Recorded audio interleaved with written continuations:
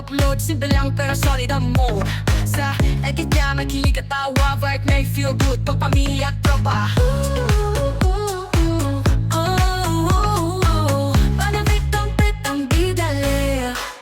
Ayan, at nakakahabol ako is late na. Pamaskong Pinoy 2025 ng Caritas po. Ayan. So, nag-walk-in lang po ako. Number 10. Oh, ayan. So, hindi ko alam kung nasaan siya. Ang committee, ayun pala siya. maswerte si committee. Ayun. Ang kanyang pangalan is si Miss Feby Comin. Congratulations po and Merry Christmas. Ayun. Yan. So maraming Ayan salamat po ang po. mga nanalo ng Merry box. Christmas po sa ating lahat. Tandaan po natin, basta door-to-door A-Freight po. Thank you, madam.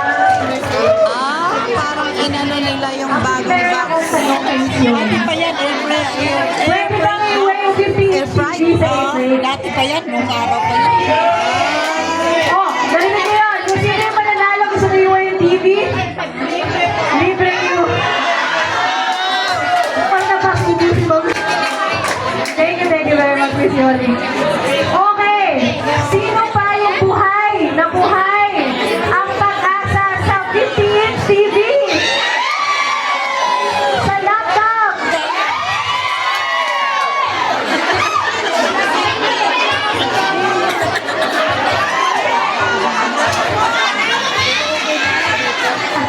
Okay.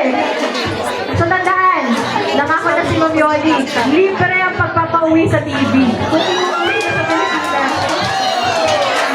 Okay. Bitingin muna natin ng konti yung sa ating raffle. As announcement ng grand and major raffle prizes, salubungin natin ng masigabong palakpakan ang nag-iisang Beauty Queen na konsulado.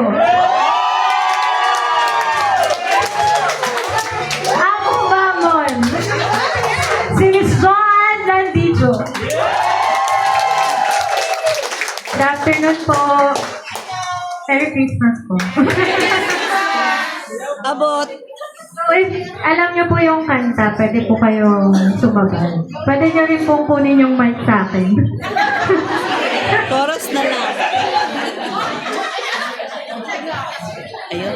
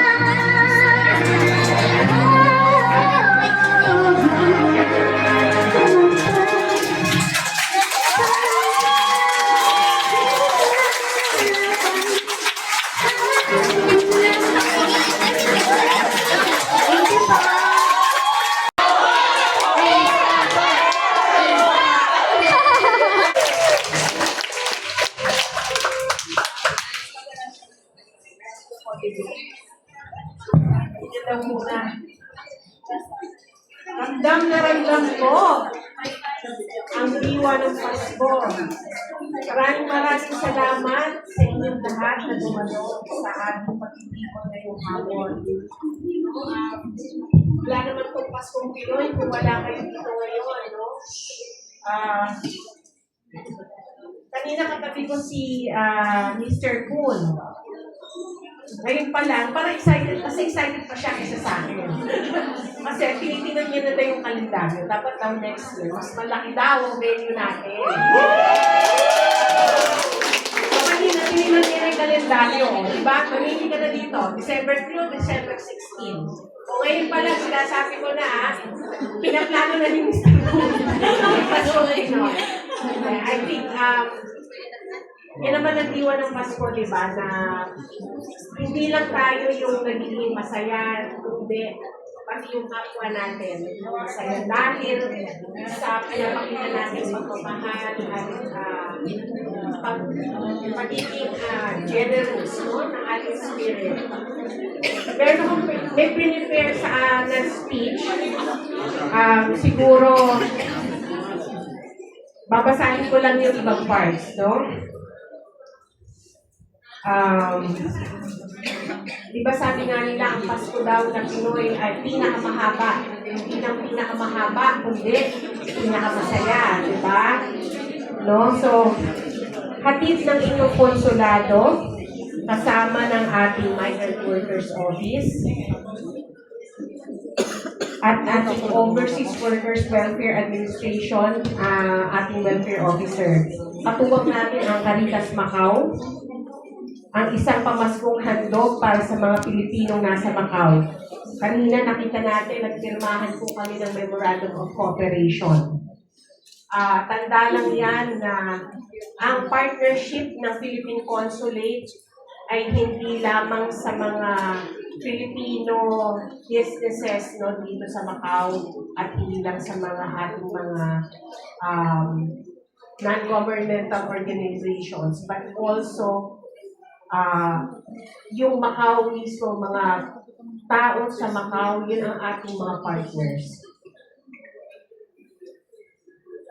Higit kanino man, ang ating pagdiriwang sa araw na ito ay para sa inyong lahat.